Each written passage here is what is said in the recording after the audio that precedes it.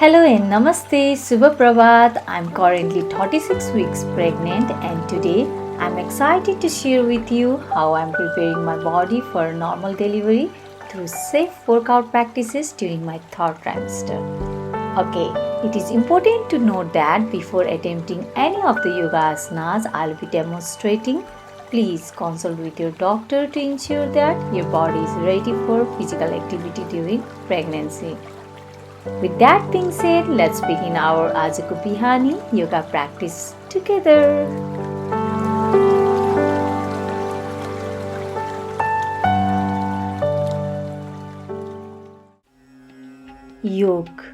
योगले शारीरिक फिटनेस मात्रै नभएर हाम्रो मनलाई शान्त राख्छ, स्ट्रेस फ्री राख्छ, जसले गर्दा प्रेग्नेन्सी प्रक्रियालाई सहज बनाउँछ र हाम्रो लेबर र जन्म प्रक्रियालाई सजिलो बनाउँछ।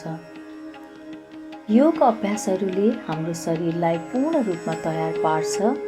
योग सुरु गर्नुभन्दा पहिले केही कुराहरू हुन्छन् जसलाई हामी ध्यान दिनुपर्ने हुन्छ।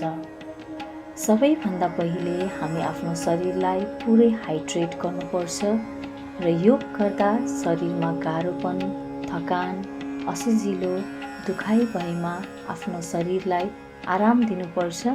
Just lie down, relax and do nothing. सजिलो नमस्कार मुद्राबाट सुरु गर्नुहोस्। Inhale, exhale, a deep breathing practice. गहिरो सास भित्र लिनुहोस् र बिस्तारै बाहिर सास छोड्नुहोस्। यसले हाम्रो शरीरमा नियन्त्रित तरिकाले हावा प्रवाह गर्न मद्दत गर्छ, जसले हाम्रो स्नायुलाई शान्त बनाउँछ, तनाव कम गर्छ, फोक्सोको काममा सुधार गर्छ र उक्त रक्तचापलाई पनि कम गर्दछ।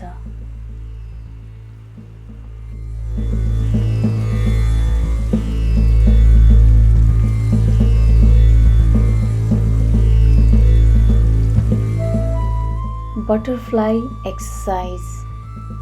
यस आसनमा हामी अगाडि झुकेर खुट्टा छुन्छौँ। हातको सहाराले हामी पुतली चाहिँ खुट्टा उडाउँछौँ।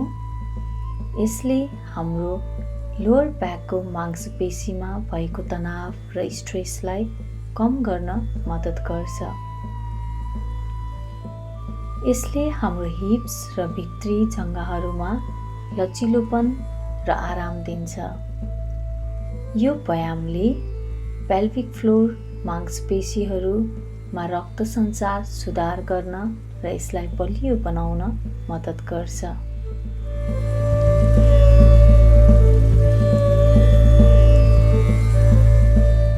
प्रत्येक योग मुद्रा एक आराम स्थितिमा गर्नुपर्दछ।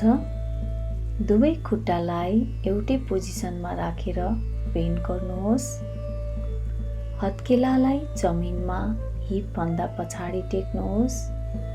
आफ्नो कम्मर माथि उठाउनुहोस् र अगाडि र पछाडि सार्नुहोस्। यसले लोअर ब्याकबाट मुनि सबै भागको स्ट्रेसलाई कम गर्दछ।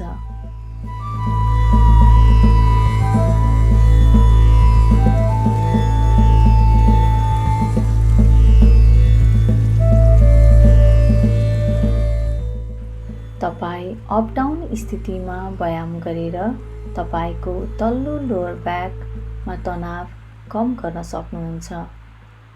यी अभ्यासहरूले तपाईको मेरुदण्डको चाल र लचिलोपनमा सहयोग गर्दछ र तपाईको तल्लो ढाडको मांसपेशीलाई बलियो बनाउन मद्दत गर्दछ। काँधलाई घडीको दिशामा र घडीको विपरीत दिशामा घुमाउनुहोस्। यसले तङ्ग मांसपेशीहरूलाई थप लचिलो बनाउँदछ। मर्जरी आसना, द क्याट पोज। यो एउटा उत्कृष्ट स्पाइनल व्यायाम हो। यसले तपाईको कोर मांसपेशीहरू फैलाउँछ र बलियो बनाउँछ। यसले तल्लो कम्मर र मध्य ढाडको दुखाइलाई कम गर्न मद्दत गर्दछ। हरेक योग मुद्राहरू सुरुवाती स्थितिमा हुनुहुन्छ भने एक पटक र नियमित हुनुहुन्छ भने 2 देखि 3 पटक मात्रै गर्नुहोला।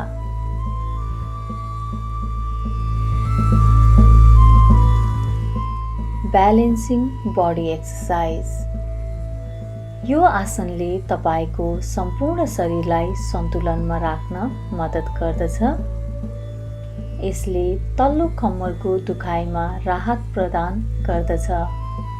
खुट्टाको औँलाको सहायताले अगाडि पछाडि हिँड्दा पुरा शरीरको राम्रो व्यायाम हुन्छ। यो व्यायामले निकै थकाइ लाग्ने हुनाले आरामले शरीरले जति सक्छ त्यति मात्र गर्नुहोला र आराम गर्नुहोला।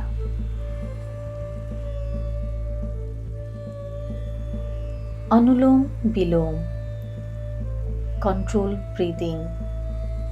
यसमा तपाईँ एउटा नाकको प्वालबाट श्वास लिनुहुन्छ र अर्को नाकको प्वालबाट बाहिर निकाल्नुहुन्छ। यो पद्धतिले हाम्रो शरीरमा पूर्णतया अक्सिजन प्रवाह गर्न मद्दत गर्छ।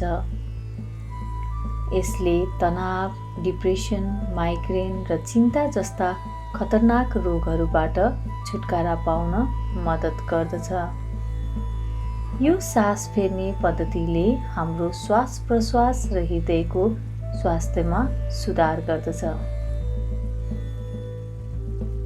उत्कट आसन द स्क्वाट एक्सर्साइज। यो सामान्य प्रभावको लागि एक धेरै महत्त्वपूर्ण योग मुद्रा मानिन्छ। 2 खुट्टालाई एकअर्कासँग समान्तर राख्नुहोस्। सानो दूरी राखेर र आफ्नो हातहरू आफ्नो कम्मरमा राख्नुहोला। शरीरलाई तलमाथि गर्नुहोस्, कम्मरलाई सिधा अवस्थामा राखेर। यसले महिलामा हुने मासिक तनलाई नियमित गराउँछ। मूत्राशयमा हुने सङ्क्रमणलाई यसले ठिक गर्दछ। साप्रा, घुँडा र पिडौलाको लागि यो व्यायाम उत्कृष्ट मानिन्छ। यसले कम्मरदेखि तलको भागलाई आराम दिने काम गर्दछ। यो योगले शरीरमा थकान उत्पन्न गराउँछ, त्यसैले यो गरेर एकछिन आरामदायक स्थितिमा शरीरलाई राख्नु पर्दछ। लोअर बडी वर्कआउट तल्लो शरीरको कसरत। शरीरलाई सुत्ने स्थितिमा दायाँपट्टि फर्काएर टाउकोलाई हत्केलाले अडान दिने र बायाँ खुट्टालाई 60 डिग्रीको कोणमा माथि लैजाने र बिस्तारै यसलाई 30 डिग्री हुँदै समान्तर रूपमा तल राख्ने। त्यसपछि अर्को साइडको दायाँ खुट्टामा पनि त्यसै गर्ने। यसले हाम्रो कम्मरदेखि मुनिको भागलाई विशेष व्यायाम गराउँछ र प्रसुतिको लागि शक्तिको विकास गराउँदछ।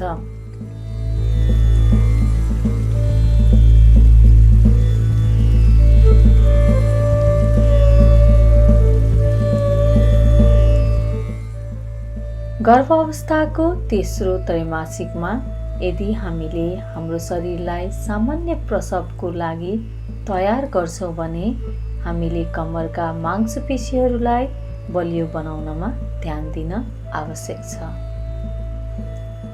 खुट्टाको व्यायाम र सीट ट्विस्ट जस्ता व्यायामहरूले कम्मरका मांसपेशीहरूको बल सुधार गर्न मद्दत गर्दछ, जसले डेलिभरी प्रोसेसको लागि सजिलो बनाउँछ। यी अभ्यासहरूले तल्लो ढाड दुख्ने जस्ता समस्याहरूलाई पनि कम गर्न मद्दत गर्दछ।